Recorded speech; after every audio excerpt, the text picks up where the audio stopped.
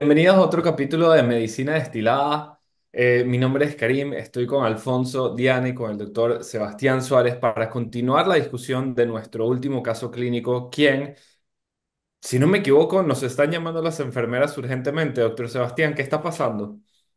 Sí, exacto, pero porque antes de entrar directamente al caso, quiero hacer un pequeño, quiero recordarnos un poco qué venía pasando con nuestro paciente. Entonces, recordemos que esto es un paciente masculino de 38 años con cirrosis por alcohol, que inicialmente fue admitido por intoxicación por alcohol y con una cirrosis descompensada con ascitis y que luego fue diagnosticado con una peritonitis bacteriana espontánea y una encefalopatía hepática. Eso fue lo que habíamos quedado la vez pasada. Y un poco para resumirlos, lo que aprendimos la vez pasada, los dos principales objetivos que aprendimos, los dos principales puntos fueron que el diagnóstico de la encefalopatía hepática es clínico y que realmente medir el amonio no es necesario ni útil clínicamente en estos casos. Y lo otro que aprendimos fue que la encefalopatía hepática se trata al optimizar con dos o tres deposiciones al día, tanto con lactulosa como con rifaximina. Entonces, en nuestro paciente tuvo esta encefalopatía a pesar de haber iniciado la lactulosa y después de 48 horas, como habíamos dicho, se inició la rifaximina. Pero a eso de las 5:30 de la tarde llamaron por el altavoz al equipo de respuesta rápida, como les habíamos dicho, y ahí fue donde quedamos. Entonces, ustedes al llegar a la habitación del paciente, ven que en la habitación está todo lleno de sangre por todas partes. El paciente está vomitando sangre. Hay muchísima gente en la habitación. em, y ustedes inicialmente piden los signos vitales, tiene una frecuencia cardíaca de 123, una presión arterial de 91 sobre 53, una temperatura normal y una saturación de oxígeno de 92%. Entonces todo el mundo los mira a ustedes como, ¿qué vamos a hacer? Entonces, con eso, antes de, digamos, irnos a cómo vamos a actuar en este momento, ¿qué están pensando? ¿Qué diferenciales están pensando? Hemorragia digestiva superior. Ok, dime más. Ah, uno pudiese decir hemoptisis, pero en verdad en el contexto clínico en el que estamos es muy sugestivo a una hemorragia digestiva superior por varices esofágicas. Existen múltiples causas, puede ser una úlcera, puede ser producto de unas angiodisplasias que también pueden verse en pacientes con cirrosis, am, algún traumatismo capaz, algún objeto punzante que se comió, que no creo esté en el hospital, es un setting controlado, pero por decir diferenciales, ¿no?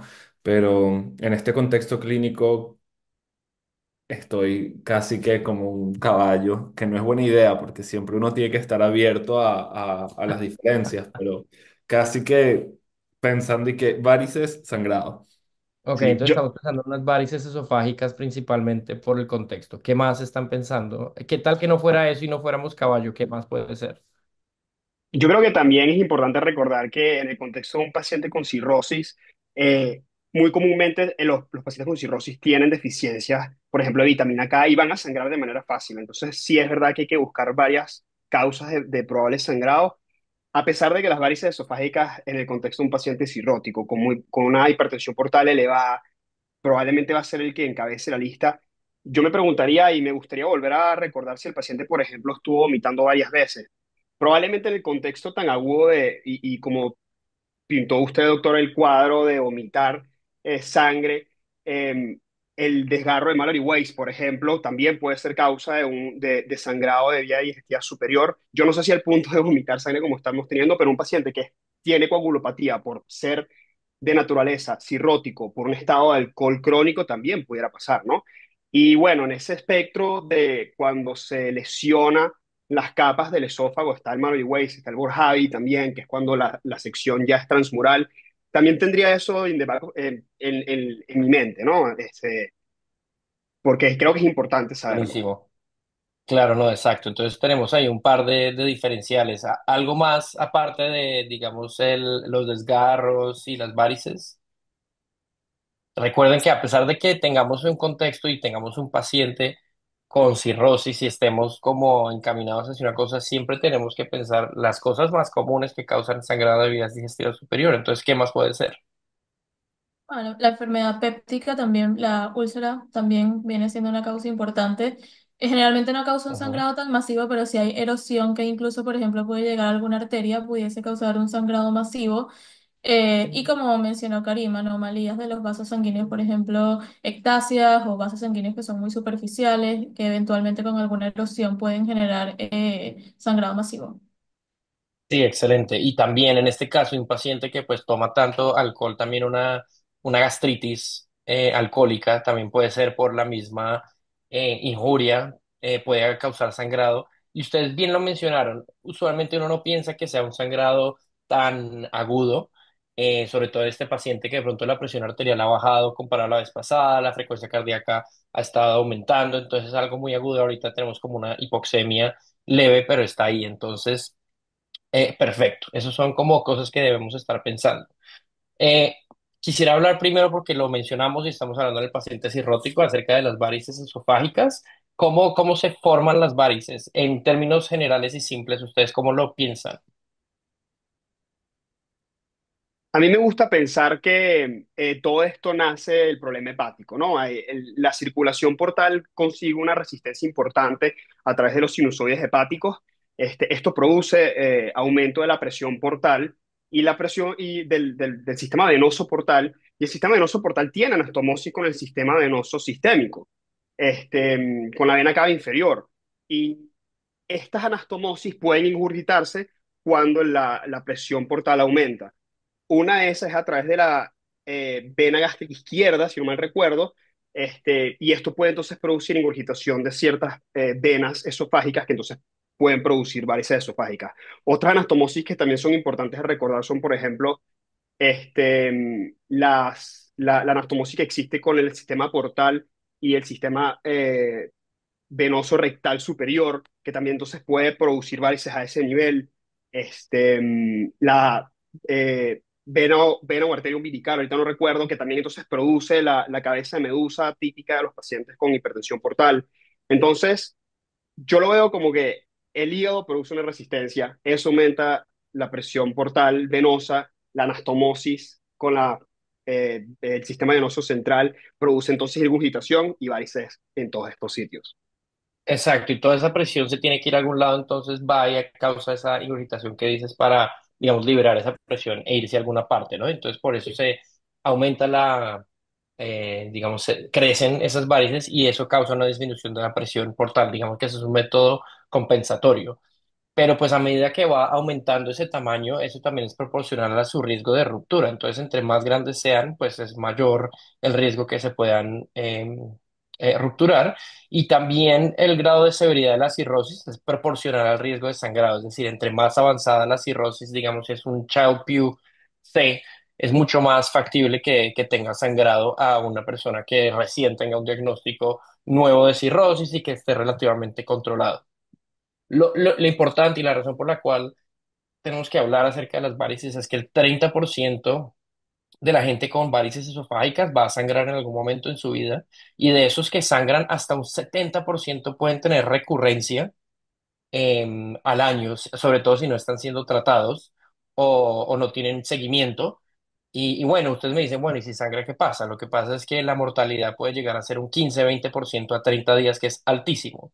Entonces, todas estas complicaciones que venimos hablando con este paciente de cirrosis, todas tienen una mortalidad muy alta y por eso eh, hay que estar muy pendientes de ellos y por eso los pacientes cirróticos son de los que más miedo les tengo porque se pueden descompensar de un momento a otro, tal y cual como este paciente.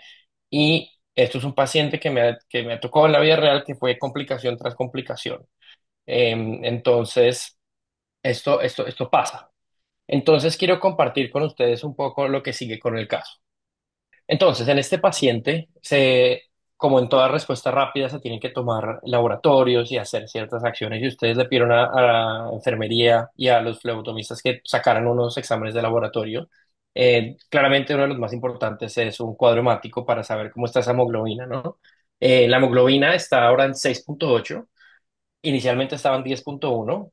y las plaquetas están en 78, creo que inicialmente estaban en 120 y pico. Tenemos un sodio de 126 que está estable al anterior, un potasio en 3,2 que también está estable, una acidosis con un bicarbonato de 18, una creatinina aumentada en 1,4 que antes estaba normal, una glucosa está estable, las enzimas hepáticas han estado aumentando, ya están en 400, 200, la bilirrubina aumentó a 1,7 y el INR subió de 1,5 a 1,7. Entonces, tenemos todos estos exámenes de laboratorio que ustedes están enfrente al paciente, que están pensando que o que quieren hacer. A ver, yo estaría tratando de tomarme el pulso, asegurarme que estoy bien y vía aérea número uno. Si este paciente está vomitando activamente y tiene alteración del estado mental, estaría considerando intubación. Dos vías periféricas, enviar las muestras para tipiaje, o sea, para ver qué tipo de sangre tiene el paciente, que seguramente ya se hizo antes, porque bueno, es protocolo del hospital, especialmente en este tipo de pacientes que se descompensa fácil, y llamar al banco de sangre para decirles que necesito mucha sangre. A los hospitales creo que todos, me atrevo a decir todos, tienen protocolos de transfusión masiva. Y aquí sería pertinente ir alertando al banco de sangre de esto. Empezaría con solución salina y eso lo haría como ABC en el escenario de que este es un paciente en estado crítico. Excelente. Yo creo que lo que mencionas ahí, Karim, de primero es me tomo el pulso y me aseguro de que estoy calmado. Creo que estos episodios donde hay tanta gente, 10, 15, 20 personas en la habitación, todo el mundo lo está mirando a uno y uno tiene que pensar en el momento y todo el mundo está hablando muy duro, cosas están pasando, pueden ser bastante estresantes e inclusive más estresantes que cuando está uno en un código azul, porque el código azul es seguir un protocolo estandarizado, pero en estas situaciones uno tiene que parar y pensar. Y yo creo que lo mejor es tomársela con calma, porque ustedes están ahí, su labor como médicos es pensar qué es lo que tienen que hacer después. Mucha gente ya tiene un rol que van a estar actuando y ustedes tienen que estar ahí para saber qué hacer después. Entonces, le tomaron ese pulso, están pensando y exactamente lo más importante es asegurarse que el paciente no se nos vaya a morir ahí. Entonces, si hay que intubarlo, hay que intubarlo y hay que mirar, hay que hacer, digamos, la resucitación. Entonces, Karim, tú mencionaste la resucitación con fluidos y sangre. Diana, ¿qué piensas acerca de lo que decía Karim en cuanto a la selección de fluidos o al tipo de transfusión? ¿Tienes algunos límites? ¿Cómo lo abordarías? Sí, bueno, yo creo que si estoy, el paciente claramente está hemodinámicamente inestable, entonces yo pensaría que lo más importante sería transfundir sangre en este momento, que es lo que está perdiendo. Bien sea, se puede empezar con fluidos mientras la sangre llega. No creo que sería ideal esperar a todo lo que es el tipo de sangre. Creo que la mayoría, si no tenemos ese laboratorio, podemos empezar con sangre no cruzada, pedir algunas unidades, y al mismo tiempo ir haciendo el laboratorio. Algo importante en estos pacientes también es que no debemos transfundir más de lo necesario. Entonces, nuestra meta igualmente es una hemoglobina más de 7. Obviamente, si está hemodinámicamente inestable, igual seguimos. Pero ya si responde un poco, no es algo que queremos transfundir un montón de unidades, sino lo necesario para que esté hemodinámicamente estable y además, no sobretransfundir porque eso aumenta el riesgo de que estas varices vuelvan a sangrar. Y bueno, lo otro es también ver si necesitamos más de 3 unidades, empezar también a pensar en las plaquetas. Este también es un paciente donde deberíamos ver cómo está el fibrinógeno para ver si también necesitamos crioprecipitado. Perfecto. Entonces, y todos esos laboratorios que ustedes van a tener y obtener les van a ayudar como para seguir tomando esas decisiones. Pero lo más importante es siempre asegurarse que el paciente esté sano y salvo. Y ustedes ya lo hicieron con resucitación y asegurándose de la vía aérea. En este caso, la pregunta de intubar sí es muy válida. Digamos, en este caso, digamos que el paciente deja de vomitar la sangre, pero todo eso de la resucitación que ustedes dijeron es lo más clave. Tienen que asegurarse que esa presión arterial esté estable, ¿no? Y eso es con fluidos y sangre. Entonces, después de poner, ustedes ponen el fluido a full y retoman la presión arterial y está, no, está tipo 90 y la sistólica está en 95, 98, no, no sigue bajando. Entonces han conseguido comprarse unos minuticos más de tiempo para pensar. Entonces, que además de esta resucitación inicial, ¿qué otras cosas quieren hacer en cuanto a manejo? Em, Ya el paciente, por lo de la peritonitis bacteriana espontánea, estaba recibiendo ceftriaxona, así que no sería algo que tengo que empezar ahora, pero sí debería considerar, por ejemplo, ocreotida para reducir la cantidad de presión que está ejerciéndose sobre el sistema venoso. Y cuéntame acerca de lo de la ceftriaxona, ¿por qué lo mencionas? Em, en pacientes que tienen sangrado por varices esofágicas se ha demostrado que en verdad la ceftriaxona reduce el riesgo de mortalidad y de infecciones o de sepsis. Eh, Exacto. inicial, Y es porque puede ser por cualquier tipo de infección, sea porque te están aumentando el riesgo de peritonitis bacteriana espontánea o algún otro tipo de infección. Y entonces iniciar esos antibióticos es ideal. Ceftriaxona es porque lo más común son bacterias gram negativas del tracto gastrointestinal. Y cuéntame acerca de lo de pues de la octreotide, por qué lo quieren iniciar o qué es ese medicamento que hace.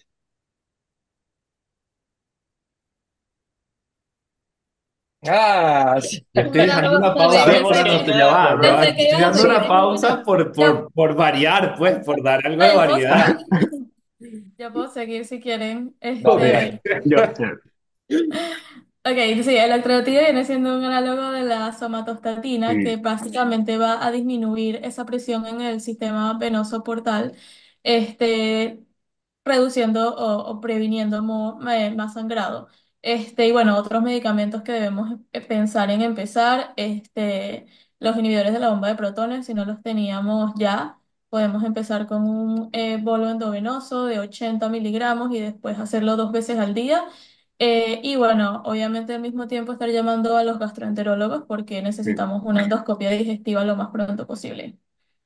Excelente, excelente. Y entonces quiero hacer esto paso por paso. Entonces, la ocreotida es, como ustedes dicen, análogo de la somatostatina. En algunos lugares también se puede dar la somatostatina. Lo que eso hace es que previene la liberación de ciertas hormonas vasodilatadoras y constringe o hace constricción de la vasculatura esplácnica, lo cual hace que haya menos flujo por el sistema portal.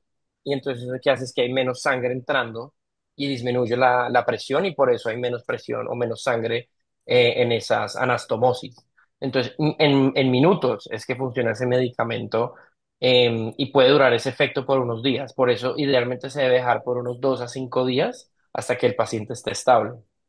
Y en algunos países, en Estados Unidos, no estoy seguro si ya lo aprobaron, pero la terlipresina es un medicamento mm, que ha sido aprobado también, que es un análogo sintético de la vasopresina que actúa de la misma manera. Y la razón que la vasopresina no se usa es porque tiene más efectos secundarios que la ocreotida, entonces es más como una segunda línea. Pero yo supongo que en muchos países no, inclusive no hay ocreotida o no hay, pues la terlipresina es algo mucho más nuevo. Entonces, de pronto, si lo único que tienen es vasopresina en esos lugares más remotos, es una buena opción que hay que pensar. Em, y, y pues lo importante de estos medicamentos es que pues al disminuir el sangrado promueven la homeostasis, disminuyen mortalidad, disminuyen la necesidad de transfusión y disminuyen los días de hospitalización. Son medicamentos excelentes durante estos episodios de sangrado por varices esofágicas. Y lo último, pues que mencionamos definitivamente lo del consultar a gastroenterología, porque sí o sí este paciente necesita una endoscopia, ¿no? Eso, digamos, nos lleva a nuestro primer objetivo de aprendizaje el día de hoy, que es que el tratamiento de las varices esofágicas hemorrágicas es uno, resucitación con fluidos y o sangre. Dos, los antibióticos, idealmente con ceftriaxona. Tres, análogos de somatostatina. Y cuatro, la endoscopia. Entonces, si seguimos con este caso, en la endoscopia ustedes le van a decir, claramente los gastroenterólogos van a saber qué hacer, pero ustedes saben qué tipo de intervenciones o qué es lo que van a hacer en esa endoscopia? Hay algo que en inglés se dice banding, que es ligadura. Van a ligar las varices para que dejen de sangrar. También está escleroterapia, donde ellos inyectan sobre las varices, creo que adrenalina para que se contraigan y desaparezcan. Puedo estar inventando. Sí, esos son los dos. Uno es la ligadura de las varices, que básicamente va con una banda, básicamente van al borde, a la parte inferior de la varice y lo ponen y eso con el tiempo causa necrosis y lo cierra y, digamos, elimina la varice. Y la otra es la que me estaba mencionando, las escleroterapias, que básicamente inyectan con una solución esclerosante dentro de la misma varice. Sin embargo, la escleroterapia no tiene la misma efectividad que la ligadura porque tiene, digamos, más complicaciones. Entonces, por eso también se usa como segunda línea. Y hay otras opciones que puede haber, como no sé si han escuchado de los balones, Sí. como el de Blakemore, y eso es más un método temporizante porque ponen el balón dentro del esófago, lo inflan, causa esa presión, pero una vez se desinfla, sigue el sangrado normalmente. Entonces es muy útil, digamos, en esos países, en zonas remotas donde no se tiene un gastroenterólogo, donde no tiene la posibilidad de hacer una endoscopia, se puede poner un balón, inflarlo y remitir al paciente como para estabilizarlo antes de que llegue al lugar, pues el destino donde le pueden hacer la intervención. Obviamente, pues saber cómo hacer inflar ese balón es difícil, pero usualmente tienen instrucciones donde viene ese balón. Y recuerden, esto idealmente tiene que ser en las primeras 12 horas, hay mayor impacto en la mortalidad si es lo más temprano posible.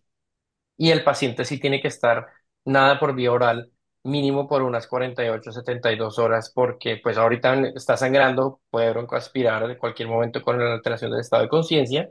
Y si repite el sangrado después del procedimiento, también es peligroso. Entonces hay que asegurarse que esté estable, sin más sangrado. Y si llegáramos a hacer estas intervenciones en este paciente y no funcionan y vuelve a sangrar, ¿qué otras opciones pueden tener? Bueno, está el TIPS, ¿no? Ajá, ¿y qué es el tips? El TIPS es se produce una anastomosis o una conexión intrahepática entre el sistema venoso portal, bypaseando el hígado hacia la circulación sistémica, hacia las venas suprahepáticas o la vena cava inferior. Esto busca justamente que la sangre que está produciendo el aumento de presión en el sistema portal, bueno, consiga esta vía de escape y vaya directamente a la circulación sistémica, reduciendo la presión. Excelente, sí, entonces eso ya es algo mucho más avanzado y es segunda, tercera línea inclusive. Y a estas alturas, esto ya son decisiones que las está tomando el gastroenterólogo y definiendo si el paciente inclusive es candidato a un trasplante, porque haciendo esto, pues van a tener otras complicaciones como aumenta el riesgo de encefalopatía hepática, ¿no?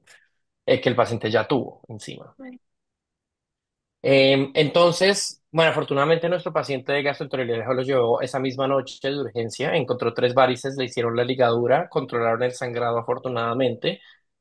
Durante el procedimiento le dieron 2 unidades de sangre adicionales y después del procedimiento los signos vitales estaban estables, no estuvo sangrando más y digamos que el paciente vuelve al piso con ustedes y ahora ustedes se preguntan, ¿cómo voy a prevenir que esto siga pasando? Entonces, no sé si han pensado en esto o qué opciones podemos tener. Sí, lo más común sería en pacientes que han tenido sangrado hepático y no hay sangrado por varices esofágicas y no tienen contraindicación pensar en un beta bloqueante.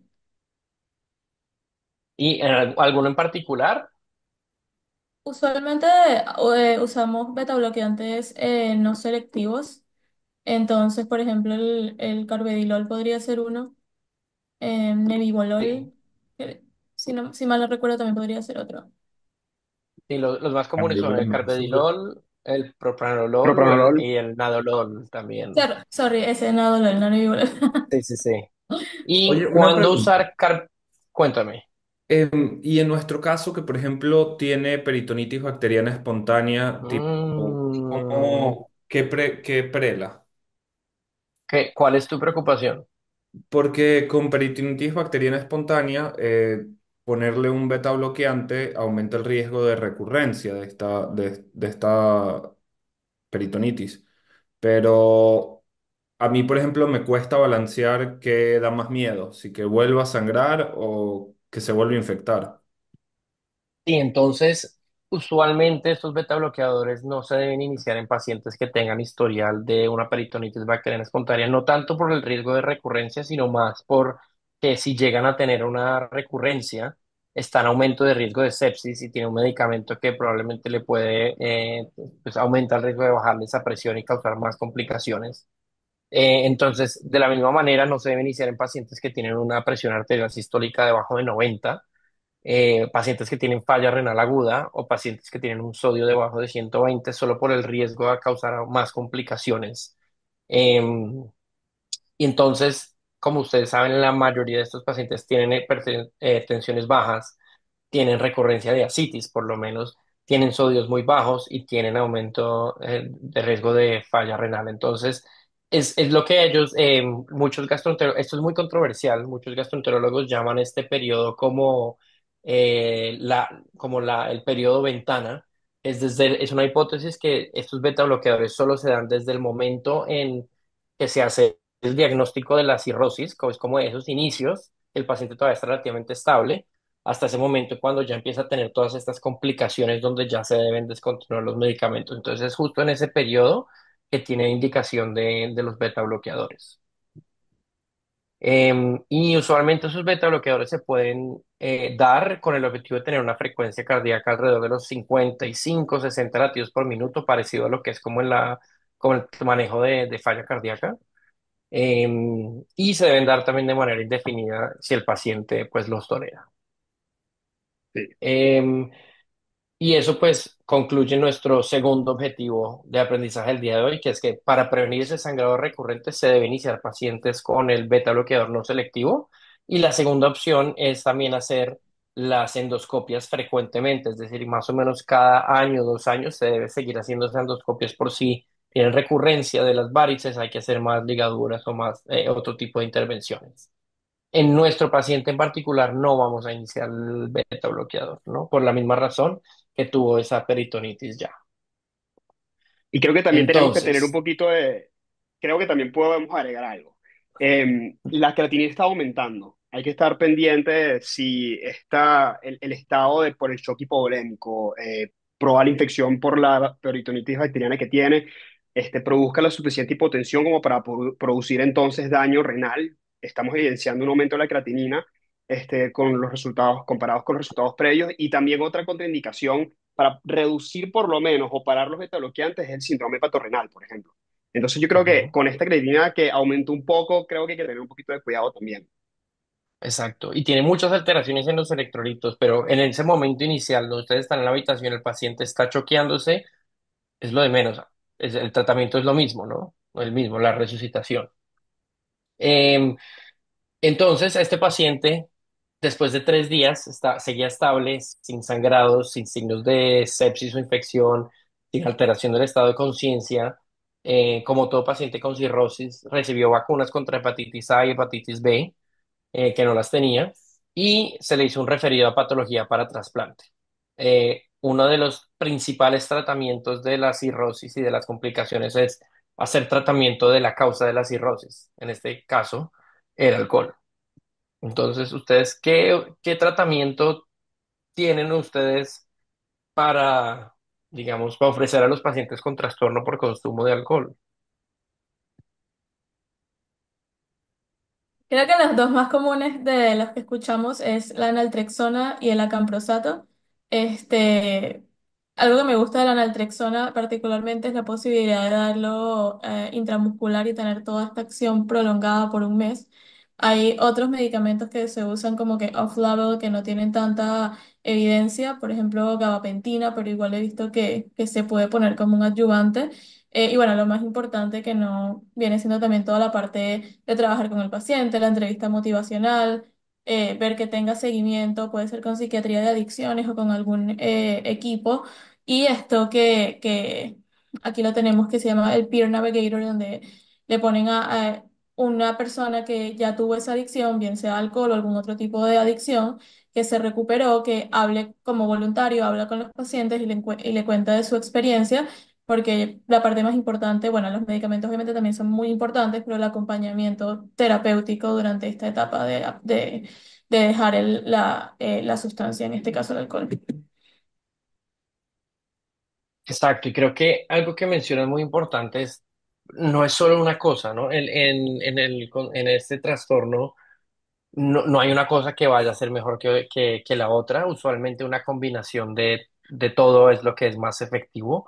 Y como muchos problemas de adicción, también depende de lo que el mismo paciente crea que le vaya a funcionar. Las intervenciones que han demostrado que tienen más, digamos, más efectividad, sobre todo después de una hospitalización, es de esos pacientes que son dados de alta a un programa directamente del hospital, que acá pues en Estados Unidos hay posibilidad de eso en muchos estados. De pronto en Latinoamérica puede ser un poco más complicado, dada pues no hay tanta acceso. Y lo otro también, una de las intervenciones que más efectividad tiene es Alcohólicos Anónimos. Y esto es digamos, son los 12 pasos que la gente hace.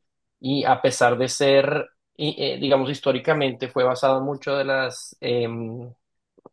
las contribuciones del cristianismo. Hoy en día hay mucha gente que pues tampoco está muy afín con esto, pero toda la parte, todas las creencias y todas las enseñanzas se pueden traducir y los mismos pacientes pueden escoger cuál grupo es más afín a ellos, que puede ser un poco más afín como, con la religión o no. Pero esta es una de las intervenciones más efectivas y mucha gente crea también un grupo de apoyo importantísimo. em, para su trastorno. Esas son dos cosas. La tercera es referirlos a terapia, psicoterapia. Muchos pacientes de pronto no van a estar listos, pero si están interesados es clave. Y algo que nosotros podemos hacer es medicamentos, como tú mencionas. Hay un medicamento que es que fue el primero que salió, que es el disulfiram. No sé si recuerden que es el antagonista del alcohol deshidrogenasa, que ya realmente no se usa mucho porque lo que hace es que previene ese metabolismo y hace que cuando la gente tome alcohol se sienta más intoxicado con, digamos, esos efectos de la intoxicación son potenciados, entonces dicen, no, pues yo no me quiero sentir mal, voy a seguir tomando, voy a dejar de tomar este medicamento. Entonces no hay mucha adherencia a ese tratamiento.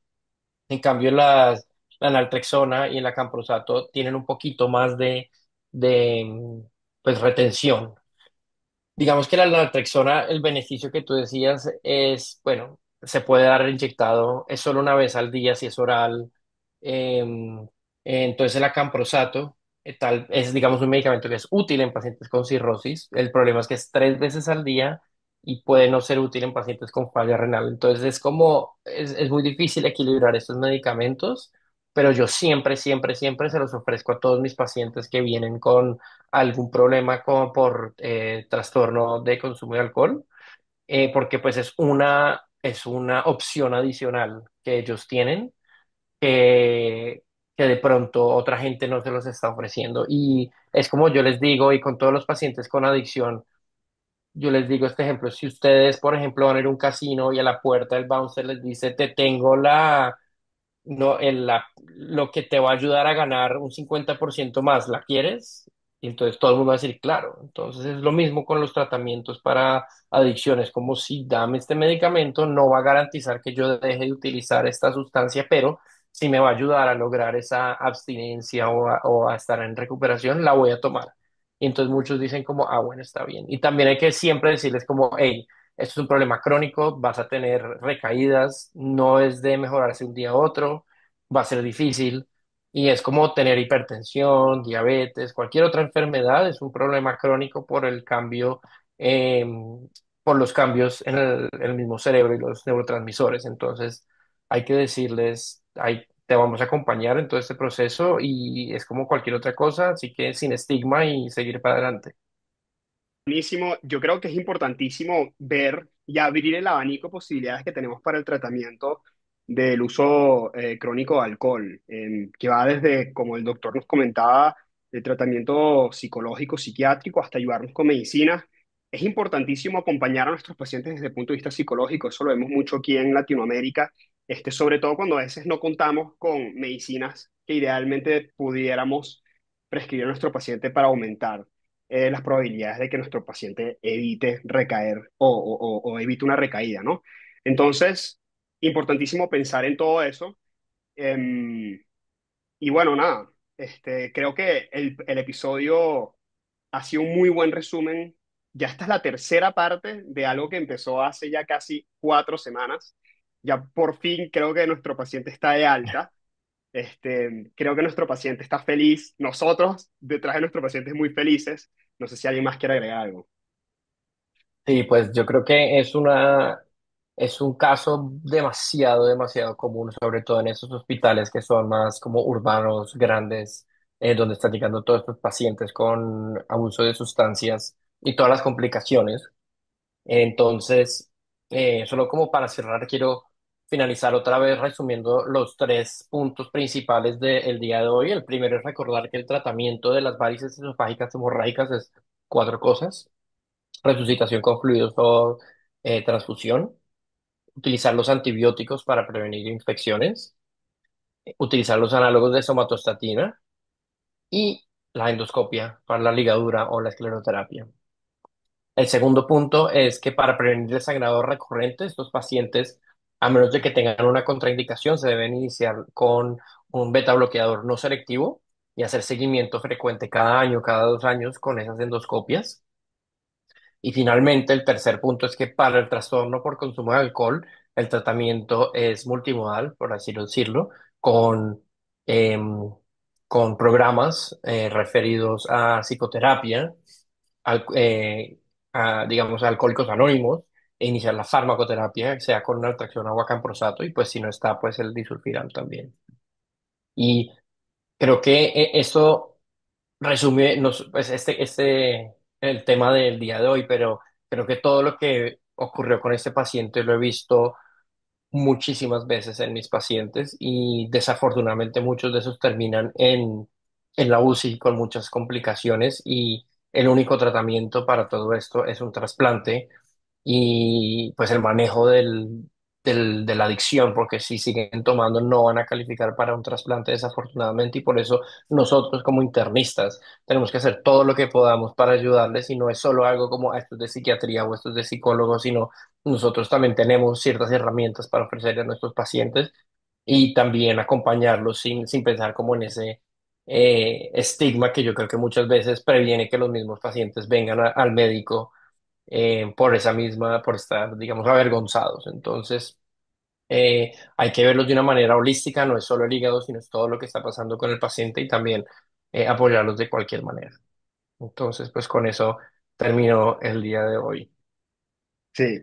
Yo nada más quiero agregar dos cositas. Me encanta ese approach y esa conclusión. A veces en el estado agudo de la emergencia, evidentemente lo importante es salvaguardar la vida del paciente, encontrar que el paciente tenga los signos vitales estables y todo lo demás, pero luego no olvidarnos de lo que dice el doctor, ¿no? De acompañar al paciente para buscar cuáles fueron los factores de riesgo que lo pusieron en la emergencia para empezar, ¿no? Y que comenzó toda esta fisiopatología que terminó en 3 episodios de desarrollo y de estirar este paciente. Gracias por recordarnos eso, doctor, lo importante que es. Yo sí le quiero recordar a todos a los que nos ven, si quieren saber la importancia de la administración de la albúmina, no solamente cuando se hacen paracentesis de altos volúmenes, sino también para el tratamiento en la peritonitis espontánea bacteriana, los invitamos a que vean el primer episodio de esta serie de 3. Si quieren ver por qué es importante mantener el potasio sobre 4 en la encefalopatía hepática, les recomendamos que vean el episodio anterior. Hay muchos puntos muy buenos que hemos trabajado en conjuntos para darle a ustedes y creo que vale muchísimo la pena ver Delati por detrás de estos episodios varias veces. Recuerden seguirnos en nuestra página web www.medicinadestilada.com, Spotify o Instagram. Y en esta oportunidad nos despedimos felicitando además a Diana por haber hecho match en el Brigham and Women's para hacer su posgrado de cardiología. Diana, estamos demasiado felices por ti y eres un orgullo para el país, para el equipo. Felicitaciones. Gracias, equipo. Los quiero mucho y disfruto mucho hacer estos episodios con ustedes. Espero que sigamos creciendo. Gracias, felicitaciones.